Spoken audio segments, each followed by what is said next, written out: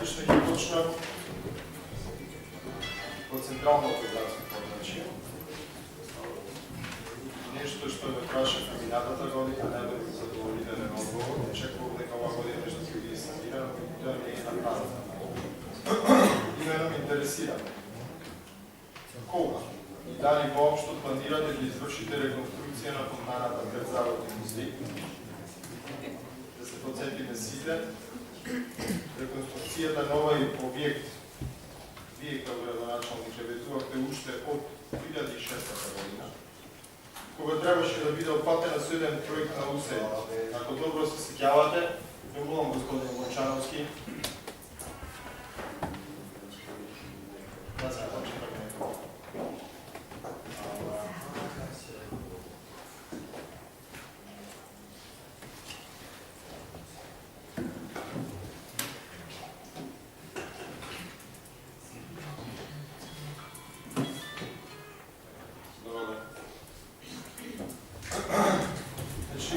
Добро се сеќавам дека тогаш имаше еден проект предводен од УСЕ. Се ветуваше дека согласно со тој проект ќе бидат реализирани 10 проекти во општина Битола и беа свикани председателите на местните организации. Самите да се изјаснат кои сметат дека од проектите се најприоритетни и самите да определат распоредот на нивна реализација. Тогаш како прв беше ранкиран проектот за реконструкција, комплетна реконструкција на дограмата во основното училиште Георги Стругарев. Второ, списокот беше реконструкцијата на фонтаната пред Заводни музеј. За жал се реконструира само дограмата во Георги Стругарев, меѓутоа фонтаната едноставно не дојде на ред. Најверојатно и самиот проект беше препознат и пришли прекинат. Оно што мене ми интересира, дали општината овие 8 години чекаше се јави некој друг странски донатор за конечно да се запати со решавање на проблемот на фонтаната или едноставно немаше доволно средства во нашиот 25 милионски буџет да се издвои некој милион денари и истото да се санира. Верувајќи самите знаете, таа е една руина, еден стран за Битола, пред кој што директно се паркираат автобусите со странски туристи, самите туристи зачудени парадираат по знанието кој што можда некогаш изгледа шумово, меѓутоа денес е навистина нешто што само можеме да се ставаме. Второ прашање, на почетокот на 2010 година, Владата на Република Македонија остави на 25 годишно владење поранешниот епицентар Отпадаш вие ветувавте Брда и Гори за негова реконструкција и ревитализација. За жал, состојбата не само што не е иста, туку од ден на ден се повеќе се троши. Сведоци сме на уништените сади, на руинираниот двор, искршените прозорци, можеме само да предпоставуваме каква е сликата во прекрасност. Инсистиравте во минатото на носење на детален урбанистички план, што чие носење ценевте дека и ветувавте, дека офицерскиот дом ќе биде реновиран, особен, посовремен. Мене ако прашувате вистина убедливо најубавото знание на нашата култура. Не е зборува за придружниот објект, кој што се наоѓаше ресторанот во епицентарот на Битола. Веднаш покрај убавата фонтана и уништениот офицерски дом. Дали некој сте поминали таму да видите сега во каква состојба е, че после проверам дали нешто во време не се направи ужас.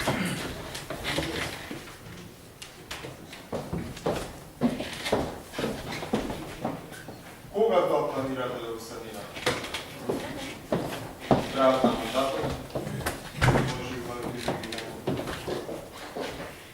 Трето прашање. Докаде е тендерот за јавно-приватно партнерство за уличното осветлување? Дали знаете дека до овој момент поделението, чијашта надлежност е уличното светлување, успеа со средствата со кои што располага да замени над 50% од живините сијаници со штетливи на филмови сијаници. Имајќи ја во предвид динамиката со која што истите ги замени. Моја проценка дека некаде за 3 години ќе успее да ги замени и престаната од 50%. Значи, дека со собствени средства напори, без да му даваме до 45 милиони денари годишно на некој приватен концесионер, општина Битола ќе биде во можност која што е одобрена исто така и од елаборатот на изведувачот на студијата, значи овластената фирма која што ни го достави елаборатот, да се заменат живините не со лед био, со лед сијаници, туку со натриумови штетливи сијаници. И на тој начин би се постигнали помали заштита на електрична енергија, меѓутоа цената за нивната замена, нивното држување е многу помалку. И на крајот се следува математика, прилика иста, како да бидат заменети со лед сијаници, што е основното барање до приватниот концесионер. Ова ви го кажувам како аргумент дека јавното приватно партнерство за осовременување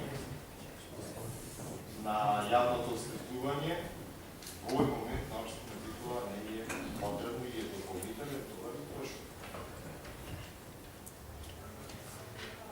Четврто, екологијата е много актуелна во последниот период. Оно што мене ми интересира е следното. Секоја година ги уплаќа на општина Битола преку Министерството за екологија околу 80 милиони денари, затоа што се води како вододобачување на реките. Тие пари циркулираат преку нашата сметка, меѓутоа според моите сознанија, општина Битола доставува само проекти до Министерството за екологија и потоа тоа преку општинската сметка само ги изплатеме парите на изведувачите на проектите и справете на право, може би во некој дел погрешен. Во секој случај, такви проекти веќе последните 3 години се реализираат. Оно што е интересно што ние немаме апсолутно никакви сознанија кои точно проекти влегуваат во таа група финансирана од средствата што за таа намена ги изборува ЕЛЕ. Навистина би сакале, ако сте запознати нормално, да ви посочите барем неколку покрупни проекти од споменатата група и ако можете исто така да ни предлачите кои се ефектите од тие проекти во подобрување на условите за живење, односно во подобрување на еколошката слика во нашиот град.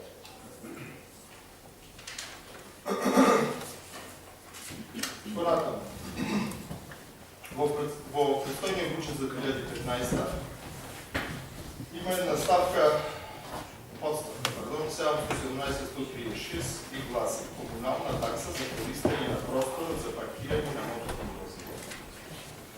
И вие како градоначалник што го представувате и предлагате буџетот до Советот, предлагате во таа ставка зголемување на приходите од 2 милиони, кои што изворно беа предвидени за буџетот за 2014, 30 милиони во буџетот за 2015. После објаснувањата од соодветните служби ни беше кажано дека е предвидено де факто тие средства да се добијат преку наплата на користењето меѓу другото на автобуските постојки и такси за градиште. Таа наплата би се реализирала од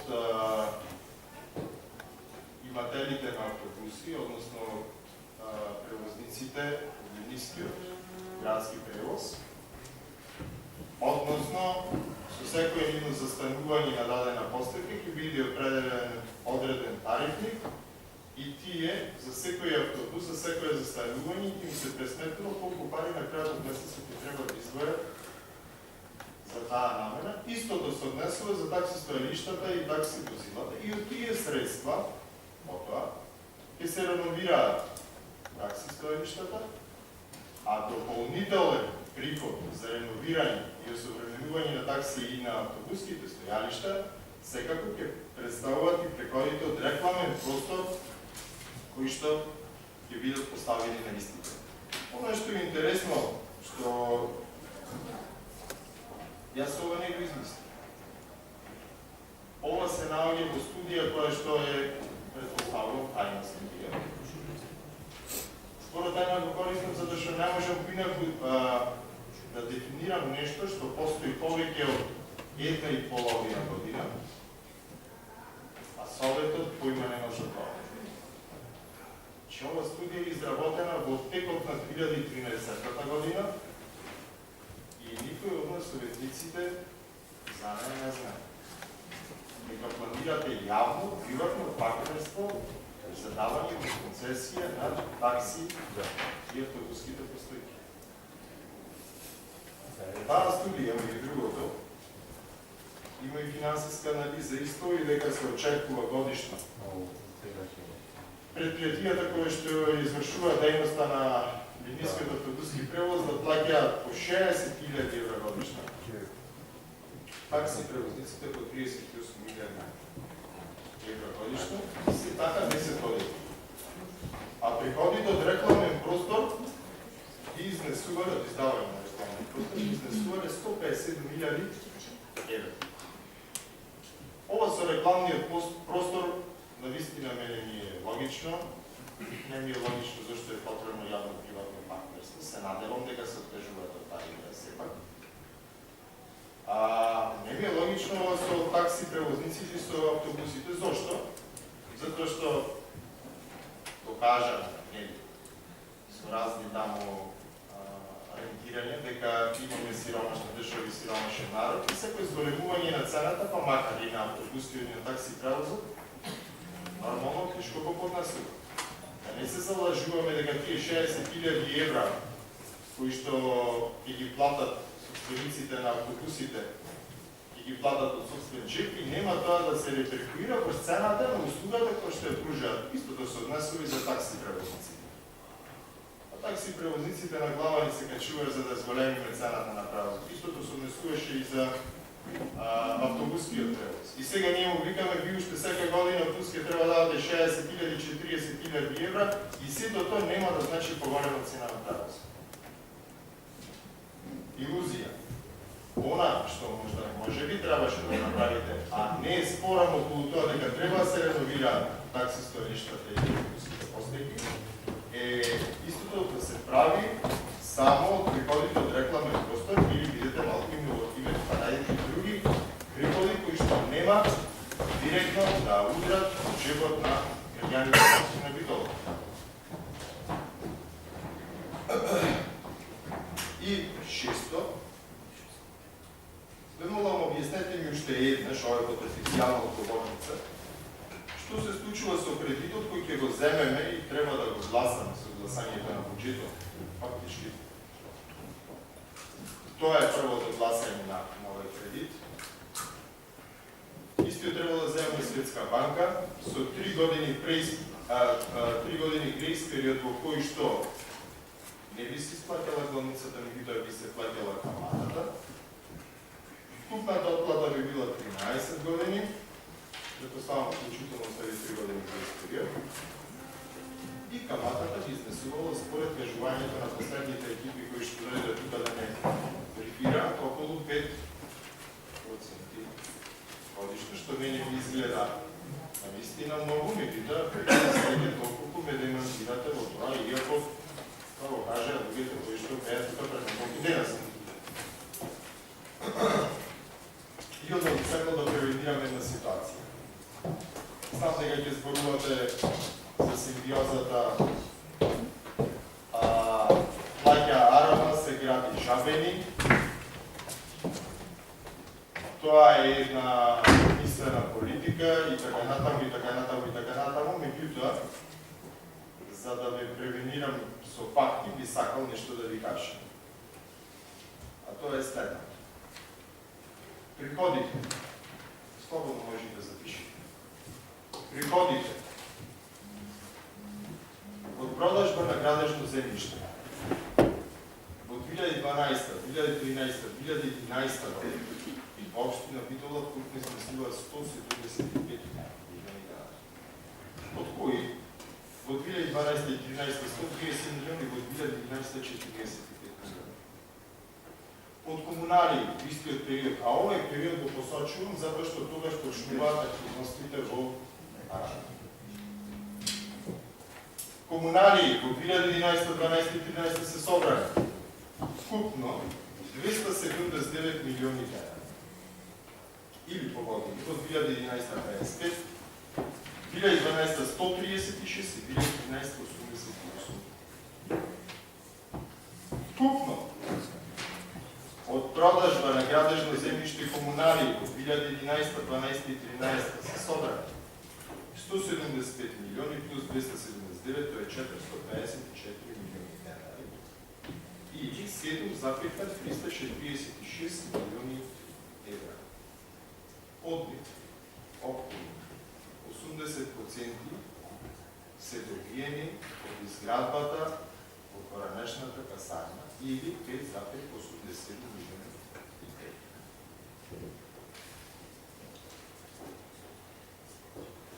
Дека тоа така, најдобро покажува, имamo собрани од продажба на градежно земјиште, некои програмите беше за извршување за продажбата на градежното земјиште, кој што ви се добили, и таму таксативно беше напишено, например, за 2012 и 2013 дека во Арама биле продадени било продадено градежно земјиште во висина од 106 милиони, во Ушици 5 милиони, во Жабени 18 милиони и вкупно 130 милиони. Значи 130 милиони и 107 милиони биле добиени од касарната. Истиот процент, прилика околу 80%, се однесува и на продажбата на градежно земјиште во останатите години и усвојање на комунали. Значи, ще нашия повторам, од поранешната касарна се собрани 5,87 милиони евра. Ајде само, чујте. Колку во предметниот период, во 2011, 12 и 2013, се потрошени во Жабени.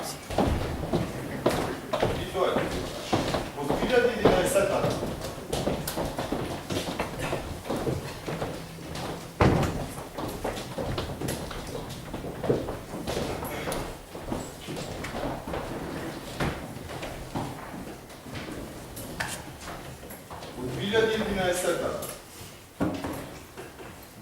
во Жабени се потрошени 1,8 милиони за водовод, 43,4 милиони за пат од врези во Жабени или пута 45,2 милиони. Во 2012 2,25 милиони за водовод, 38,16 милиони почистителна станица и канализација, 37,55 милиони патна мрежа или вкупно 78,96-79 милиони цифри. И во 2013-та 1,1 милион пречистителна станица и канализација, 14 милиони патишта, 80.000 денари за проекти и 100.000 денари за водовод, вкупно 15,28. Или вкупно во Жабени во 2011-12-13 година се потрошени 140 милиони денари или 2,26 милиони евра. Значи, математиката е следна. Од Арам, по основ на продажба на градежно земјиште собрани комунали, сме инкасирали како општина 5,87 милиони евра, Жабени се потрошени 2,26 милиони евра или имаме остаток од 3,61 милиони евра. Вие не убедувате дека земаме кредитот затоа што сите средства кои што сте ги собрале од поранешната касарна се потрошени во Жабени.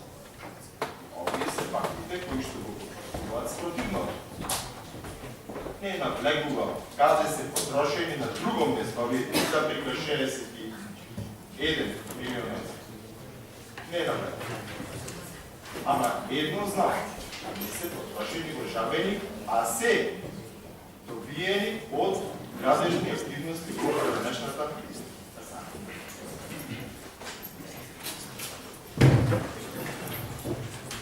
Иначе, во Арама, во трететниот период 2011, 12 и 13, исто за ваша информација.